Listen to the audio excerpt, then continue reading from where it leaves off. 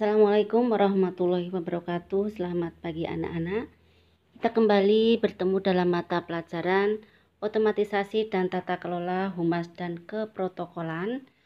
Kali ini kita memasuki kompetensi yang ketujuh. Pada pertemuan yang kedua ini kita akan membahas tentang struktur perusahaan.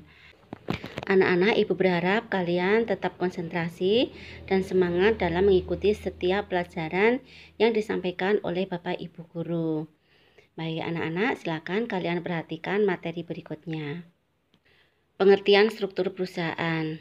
Struktur perusahaan adalah suatu kerangka atau pola tetap mengenai hubungan antara tiap bagian, fungsi, serta posisi yang menunjukkan kedudukan, tugas, wewenang, dan tanggung jawab dalam suatu perusahaan agar dapat berjalan dengan baik tanpa adanya tumpang tindih.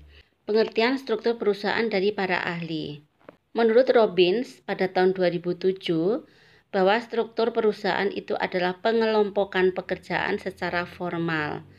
Kemudian menurut Ivan Sevcik pada tahun 2008, bahwa struktur perusahaan adalah proses penentuan keputusan untuk memilih alternatif kerangka kerja jabatan, proyek pekerjaan, dan departemen. Dengan demikian, keputusan yang dipilih ini akan menghasilkan sebuah struktur perusahaan. C. Menurut Mullins pada tahun 1993, struktur perusahaan yaitu pekerjaan dan tanggung jawab, aturan kerja dan hubungan, serta jalur komunikasi. D. Menurut Wagner, 3, dan Hollenbeck pada tahun 1995, struktur perusahaan yaitu jaringan yang relatif stabil dari hubungan antar personal. Kemudian menurut Robin pada tahun 1994, struktur perusahaan yaitu pengakuan perusahaan akan adanya kebutuhan untuk mengkoordinasikan pola interaksi para anggota. 2. Prinsip dalam desain struktur perusahaan. A. Spesialisasi pekerjaan adalah pembagian tenaga kerja di mana individu atau perusahaan memusatkan usaha-usaha produktif mereka pada sebuah kegiatan atau sejumlah kegiatan yang terbatas. C. Rantai komando. Kepada siapa pekerjaan itu akan dilaporkan? Otoritas adalah hak yang melekat pada posisi manajerial. Ini contohnya memberikan tugas dan mengharapkan tugas tersebut dapat dipatuhi dan dijalankan. Kemudian kesatuan perintah adalah tiap-tiap pejabat dalam perusahaan yang hendaknya hanya dapat diperintah dan bertanggung jawab kepada seorang pejabat tertentu. Artinya, seorang pegawai atau karyawan, dia hanya bertanggung jawab kepada satu orang pimpinan saja, jadi dia tidak bertanggung jawab kepada manajer bagian lain. D. Rentang pengawasan. Unsur ini menjelaskan jumlah bawahan yang dapat dikelola secara efisien dan efektif oleh seorang manajer. Ini artinya, satu orang manajer dia mampu membawai berapa karyawan. E. Sentralisasi dan desentralisasi. Sentralisasi adalah memusatkan seluruh wewenang kepada sejumlah kecil manajer atau yang berada di posisi puncak pada suatu struktur perusahaan. Maksud dari sentralisasi itu adalah bahwa manajer-manajer dalam suatu perusahaan itu disatukan prinsipnya, disamakan dengan prinsip yang ada dalam perusahaan tersebut. Jadi masing-masing manajer jangan mempunyai wewenang sendiri-sendiri di luar wewenang yang sudah diberikan dari pimpinan terpusatnya. Kemudian, kalau desentralisasi merupakan pengalihan tanggung jawab dan wewenang dari kantor pusat kepada orang yang berlokasi terdekat. Artinya bahwa seorang pimpinan memberikan wewenang dan tanggung jawabnya kepada masing-masing manajer sesuai dengan tugasnya dalam mengambil keputusannya di bagian masing-masing. F. Formalisasi. Formalisasi adalah dokumen tertulis yang mengidentifikasikan menjelaskan dan mendefinisikan pekerjaan dalam tugas, tanggung jawab, kondisi, dan spesifikasi sebuah pekerjaan. Ini maksudnya dalam memberikan tugas itu bisa dilakukan secara tertulis.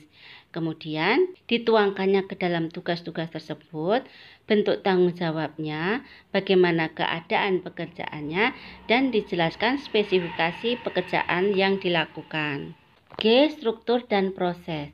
Perilaku perusahaan dapat didefinisikan sebagai penggunaan teori, metode, dan prinsip-prinsip dari berbagai disiplin ilmu. 3. Perbedaan struktur perusahaan. Masing-masing perusahaan itu mempunyai struktur perusahaan yang berbeda-beda.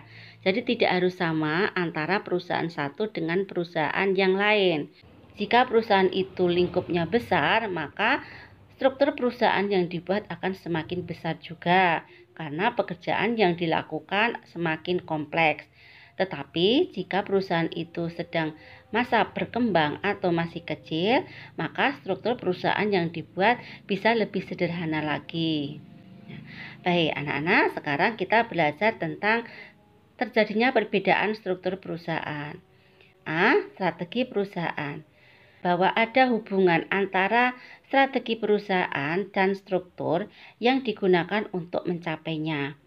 Umumnya, suatu perusahaan memilih salah satu dari 3 bentuk strategi, yaitu strategi yang menuntut inovasi, strategi yang diarahkan kepada minimalisasi biaya atau ongkos, dan strategi yang sifatnya imitatif. Strategi yang menuntut inovasi ini artinya strategi yang digunakan oleh perusahaan untuk menciptakan produk-produk yang baru dari perusahaan yang dia kelola. Kemudian strategi yang diarahkan kepada minimalisasi biaya atau ongkos ini artinya meminimalisir, mengecilkan sedemikian rupa sehingga biaya atau ongkos yang dibebankan dari produk-produk itu semakin kecil. Dengan demikian, harga yang dijual menjadi lebih murah. Kemudian, strategi yang sifatnya imitatif ini artinya strategi yang sifatnya meniru. Meniru dari siapa? Bisa meniru dari perusahaan-perusahaan yang lebih besar. B. Besar kecilnya perusahaan. Semakin banyak karyawan yang bekerja pada suatu perusahaan, makin kompleks pula perusahaan tersebut. Demikian pula dengan pola pengambilan keputusan untuk kepentingan koordinasi dan pengawasan. C. Teknologi yang digunakan. Efektivitas kerja akan ditentukan oleh kesesuaian teknologi dengan struktur organisasi atau perusahaan. 3 kategori yang dapat digunakan sebagai dasar pemikiran adalah berdasarkan produk, kemudian analisis permasalahan, dan sifat teknologi yang digunakan.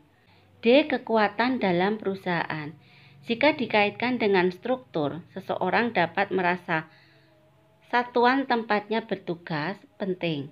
Ia dapat memupuk kekuatan atau kekuasaan di satuan tempat itu. Artinya, seseorang yang mempunyai jabatan di bidang tertentu, dia akan merasa bahwa disitulah tempat dia bertugas. Dia bisa mengoptimalkan kemampuannya sesuai dengan bidang yang diberikan kepadanya, atau sesuai dengan kompetensi yang mereka miliki. 4. Fungsi struktur dalam perusahaan. A. Kejelasan tanggung jawab. Setiap anggota dalam sebuah perusahaan atau organisasi harus bertanggung jawab kepada pimpinan atau atasan yang memberikan kewenangan. Hal itu karena pelaksanaan kewenangan harus dipertanggungjawabkan. B. Kejelasan kedudukan. Kedudukan seseorang dalam struktur perusahaan sebenarnya dapat mempermudah dalam melakukan koordinasi ataupun hubungan. Hal ini karena adanya keterkaitan penjelasan suatu fungsi yang dipercayakan kepada seseorang. Ini maksudnya, kedudukan kita itu sejajar dengan kedudukan bidang apa. Maka kita bisa berkoordinasi atau berkomunikasi bagaimana cara mengembangkan perusahaan sesuai atau selevel dengan jabatan kita. Misalnya nih, manajer produksi itu berkomunikasi atau berkoordinasi dengan manajer gudang. Bisa juga berkoordinasi dengan manajer pemasaran. Nah, satu bagian dengan bagian yang lain ini tidak boleh terpisahkan atau tidak bisa sendiri-sendiri. Karena untuk memasarkan produk harus mengetahui stok barang yang ada di gudang, ya kan? Sedangkan barang yang ada di gudang harus berkoordinasi dengan bagian produksi. Untuk bagian produksi itu harus berkoordinasi dengan bagian sarana dan prasarana dan seterusnya. Jadi tidak bisa dipisah-pisahkan antara jabatan yang satu dengan jabatan yang lain. C. Kejelasan uraian tugas. Dalam struktur perusahaan sangat membantu pihak pimpinan untuk melakukan pengawasan dan pengendalian. Bawahan akan dapat berkonsentrasi dalam melaksanakan tugas suatu pekerjaan karena uraian yang jelas. Ini artinya seseorang akan melaksanakan tugasnya apabila mendapatkan pengarahan atau tugas yang jelas dari pimpinan atau atasannya. 5. Komponen struktur perusahaan. A. Pembagian kerja, yaitu menyangkut kadar dari spesialisasi pekerjaan. Para manajer membagi seluruh pekerjaan umum menjadi pekerjaan-pekerjaan khusus yang dikerjakan oleh pegawai yang sesuai dengan bidangnya. B. Mendelegasikan kewenangan atau delegation of authority. Mengacu secara khusus pada kewenangan pengambilan keputusan, bukan melakukan pekerjaan. Pendelegasian kewenangan memiliki efek positif pada pengembangan manajer profesional dan membawa iklim persaingan dalam perusahaan. Artinya, seorang pimpinan tertinggi bisa memberikan kewenangan kepada manajer-manajer di bawahnya untuk mengelola atau mengendalikan tugas yang sudah diberikannya, baik dalam pengambilan keputusan maupun dalam pengembangan produk-produknya. Jadi, masing-masing bagian itulah yang akan mengembangkan tugas yang sudah diberikan kepadanya. C. Pembagian departemen. Dikelompokkan menjadi pembagian departemen berdasarkan fungsi, wilayah, produk, dan berdasarkan pelanggan. D. Rentang kendali, yaitu jumlah bawahan yang melapor kepada atasan. 6. Contoh posisi bidang humas dalam struktur perusahaan. Yang paling atas ini adalah general manager atau manajer umum. Di bawahnya ada 4 manajer ya, sesuai dengan bidangnya. Misalnya manajer 1 membawahi 2 divisi ya, yaitu divisi proses produksi dan divisi kualitas produksi. Kemudian untuk manajer 2 mungkin bidangnya lain ya. Nanti divisinya lain, tidak sama dengan divisi yang ada pada manajer 1. Kemudian contohnya ini ya, untuk manajer yang ketiga ini masalah keuangan. Ini membawahi 6 divisi, kita lihat di sini ya. Divisi pertama itu tentang anggaran, divisi kedua tentang penganggaran, divisi ketiga ini ya tentang perencanaan keuangan, divisi yang keempat tentang perencanaan keuangan jangka pendek, kemudian divisi yang kelima itu tentang kredit, divisi yang keenam ini tentang hubungan masyarakat. Nah, kemudian untuk manajer yang keempat ini mempunyai tugas yang berbeda-beda juga, tetapi dikelompokkan ke dalam masing-masing divisi sesuai dengan bidangnya, seperti contoh pada manajer keempat ini. Anak-anak, untuk tugas hari ini silakan kalian gambarkan struktur organisasi di sekolahmu. Ketiklah menggunakan komputer atau laptop, kemudian di print ya menggunakan kertas ukuran A4. Jelaskan juga mengenai tugas dan wewenang dari masing-masing bidang yang sudah kalian buat dalam struktur organisasi tersebut. Anak-anak, demikian tadi materi yang Ibu sampaikan tentang struktur perusahaan. Di situ sudah dijelaskan bagaimana cara membuat struktur perusahaan dan ruang lingkup yang ada di dalam struktur perusahaan tersebut. Silakan kalian kerjakan tugasnya ya. Ibu tunggu minggu depan kalian harus sudah mengumpulkannya. Baik anak-anak, Ibu akhiri materi daring pada pagi hari ini. Assalamualaikum warahmatullahi wabarakatuh. Selamat pagi.